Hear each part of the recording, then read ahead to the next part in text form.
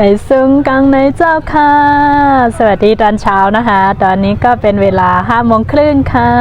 5:30ของที่นี่คือสว่างแล้วนะคะก็คือ5 โมงนะคะที่นี่นะคะ5 โมงนะคะก็จะเริ่มสว่างแล้วนะคะแล้วก็จะถวายพระกันตั้งแต่เช้าเลยนะคะวันนี้วันพระใหญ่นะคะแล้วก็เรามาดูโมจะพามาดูว่าหน้าบ้านเรานะคะเวลาวันพระใหญ่จะเป็นยังไงนะคะอ๋อค่ะวันนี้ได้อ่อนมาด้วยว่าวันศิลตีเมืองน้ำลันเป็นเจ้าหือนะคะเนาะเขาค่ะอ่อนกันมาด้วยค่ะยาก็ตีนาเฮิรนเขาค่ะปีนั่งขายข้าวซอยไว้เนี่ยค่ะที่หน้าบ้านนะคะพี่สาวก็จะขายก๋วยเตี๋ยวแล้วก็ข้าวซอยโถผู้ข้าวเส้นมีทุกอย่างเลยนะคะตีนาเฮิรนเขางั้นไปดูกันเลยค่ะขัดจ้ำด้วยค่ะเจ้านายเขาดีกว่านอนจ้องนะคะดีกว่าฮับซินนะคะวันนี้ทุกคนก็จะเอาแบบนี้ไปนะคะตั้งแต่เช้ายังไปกัดเจ้านั่งล่ะ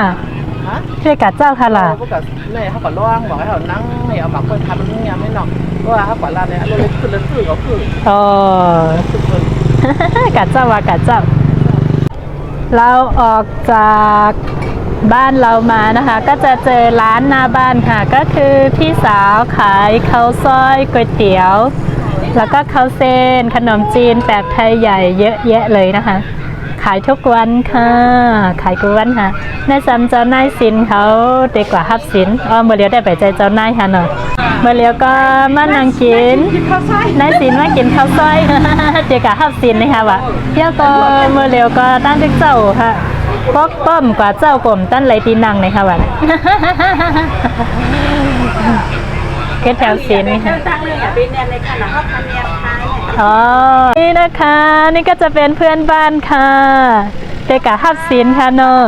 เด็กฮับสินค่ะว่าก็ค่ะมาเลยยุ่มแรงกว่าเจ้าน้อยพี่วัวกว่าเจ้ามาเลยได้เลยค่ะกะจ้ำกันนำค่ะกันนำค่ะโอ้ค่ะมาเลยมาเลยฮัลโหลนี่นะคะ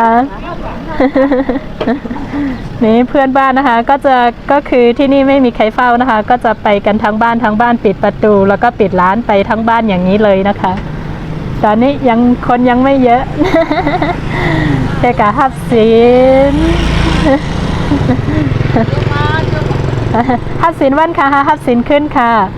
วันค่ะฮับสินวันนี่ค่ะวะตีเฮิรนมีไฟค่ะนะเนาะใจค่ะน้องมิโก้ใจค่ะอันนี้นะคะที่จะไปรับศีลถือศีลกลางวันนะคะเพราะว่าที่บ้านไม่มีใครนะคะบางคนส่วนมากก็จะไปถือศีลนอนวัดนะคะแต่อันนี้จะไปถือศีลกลางวันเพราะว่าที่บ้านไม่มีใครนั่นเองค่ะว้าวดูนะคะแล้วก็บางคนก็จะเดินไปนะคะคนเดินไปเยอะมากโมมาถ่ายไม่ทันเมื่อกี้ ส่วนแสงยืมก็ตื่นตั้งแต่เช้าเลยค่ะลูกเจ้าหนาลูกเจ้าหนาเมื่อไหร่ลูกเดี๋ยวมา5 โมงเนี่ยภาษาทุ่งภาษาทุ่งว่ะไอ้ลูกจ่าว่ะไรอะคะเขียนหัวนั่งก่อนอ๋อนี่ไปถือศีลนะคะมีของหลายอย่างเลยตาในล่ะนี่ก็จะไปกันก็จะมาเรียกกันอย่างนี้เลยนะคะพี่สาวก็จะมาเรียกกันแล้วก็ส่วนเพื่อนบ้านก็เหมือนกันนะคะก็จะไปด้วยกันโอเคนี่ก็มาห้องกันแฮกว่านะคะว่ะเดี๋ยวเราขี่ก้ากับจ้องกันเต็มเลยไปนะคะก็หนามันก็ไปมันก็ขี่ก้าค่ะ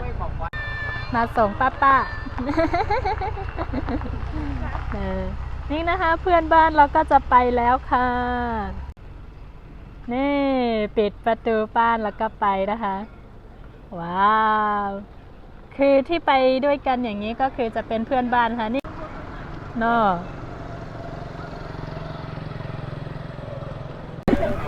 เดี๋ยวเรามาดูนะคะดูสาวสิวันนี้ก็จะไปวัดนะคะสิวันนี้ก็จะกลับวัดแต่จ้องเหมือนน่ะไปซึ่งค่าเนี่ยจะเห็นจะกินเย็ดเซ็งอ๋อเลยลูกแต่นี่อย่างนั้นแน่พังเหรออ๋อข้าวซอยจะไปวัดเดี๋ยวจ้อมไผ่เดี๋ยวจ้อมเมย์ บอกว่าจะไปกับแม่นะคะคุณแม่อยู่นี่คุณแม่ก็คือพี่สาวนี่แหละค่ะกำลังอุ้มน้องอยู่ เด็กกับเจ้าแม่กับจ้องเนี่ยว่ะ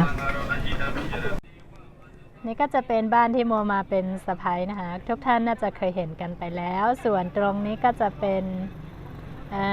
ร้านค่ะร้านพี่สาวมอไซค์ว่ะ ลาหน้าตาเป็นจังเหรอเซฟเตซ่าก็อ๋อ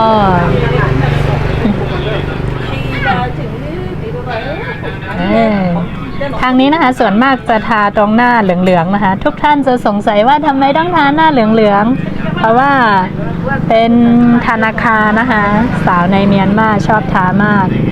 ก็บำรุงผิวนั่นเองค่ะใส่เสื้อขาวกับผ้าถุงสีน้ำตาลนะคะก็คือจะไปจำวัดนะคะแต่ว่าเขาจะเดินไปนะคะโอ้เดินเร็วมากนี่นะคะก็จะไปกันแบบนี้เลยนะคะไปทั้งครอบครัวเลยน่ารักมากค่ะที่นี่นะคะว่ากว่าที่ในมันก็อันกันไปกว่านะคะในปูซินนายสินเขาก็มันก็ไปกว่าค่ะ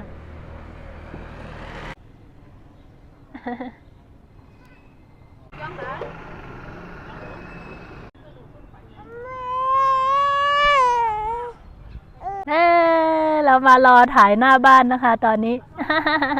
วันเร็วก็ได้เด็กว่าไปถ่ายนะคะไปไล่ๆโคยังไม่ได้เปลี่ยนชุดเลยนะคะ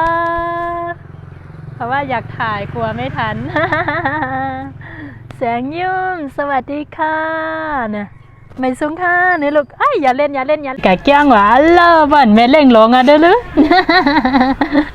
กะเกี้ยงไหลเมื่อไหร่กะเกี้ยงไหลกะเกี้ยงลงเกี้ยงกันเท่ากับเหมือนนั่นแกอย่างเงี้ยเราไม่ได้ทางรีเวทใจนี่นะคะน่ารักมากถ้าไปวัดนะคะทุกคนก็จะแต่งตัวแบบนี้ไปนะคะก็คือใส่ผ้าถุงแล้วก็ใส่เสื้อที่เหมือนกันเป็นชุดเป็นเซตแบบนี้เลยค่ะพระกาเกี้ยงก็ใส่โค้ทไต้หังดีเส้นไหนค่ะตีน้ำลันพี่น้องมากินข้าวซอยไหนนั่นฮะนะ นี่นะคะนี่ก็เป็นหลานนะคะจะไปวัดแต่กาเกี้ยงไรหน่อยกาเกี้ยงลงเข้าอ่ะกาเกี้ยงลงเข้าอ่ะว้าว เป็นแม่สุวรรณีนะคะไปกัน3 คนไปกับจ้างหลงอันมีลูกก็ไปอยู่ได้ด้วยจุดเมลีก็ได้เนี่ยลอยค่ะเนี่ยลอยค่ะปล่อยวะได้ไม่ปล่อยวะได้เปิ้นกับปล่อยแบบนี้แหละลอยไปแล้วไปด้วยกันทั้งบ้านอย่างนี้เลยค่ะเดี๋ยวเราไปดูหลานชายก็จะไปวัดเหมือนกัน